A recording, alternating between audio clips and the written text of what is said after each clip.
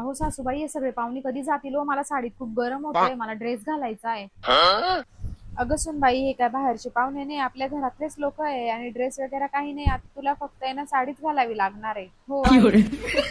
अगं सुनबाई, 20 कप चहा ठेवून आण पटकन. हो आई. सरळ जा आणि उजव्या बाजूला वळ, तिकडे आपलं किचन आहे. हो आई, चालेल. अगं सुनबाई, इकडे ये. हो आई. हे तुझे मोठे सासरे, हे तुझे सर्वात लहान सासरे आणि हे मधले सासरे. ही तुझी मोठी सासू, ही तुझी मधली सासू आणि ही सर्वात लहान सासू. ऐक सुनबाई, ही तुझी जेठानी आणि हे तुझे सर्वात मोठे जेठ. आणि आणखी कोणी दिसलं तुला तर त्यांचेही पाय पडून घे. सुनबाई, हे काय ग भांडे पडलेत अजून? तू भांडे नाही घासलेत का? आत्ताच घासले ना सासूबाई. अगं ते फक्त चहाचे भांडे होते, जेवणाचे भांडे सर्व बाहेर आहेत. हो, घासते. सासूबाई, आज एवढा स्वयंपाक का बनवलाय? पाहुणे येत आहेत का आपल्या घरी?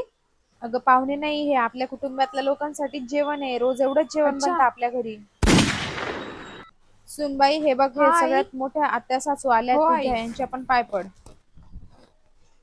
काय ग सुनबाई, तुला करमत तर आहे ना? घरच्या सारखंच वाटतंय ना? नाही आई, करमतंय मला, एकदम मस्त वाटतंय. आपल्या घरच्या सारखंच वाटतंय मला. वेगळं काही तर नाही वाटत आहे ना? नाही, मला वेगळं काहीच वाटत नाहीये. घरच्यांची आठवण तर नाही येते ना तुला? नाही, मला घरच्यांची पण आठवण येते.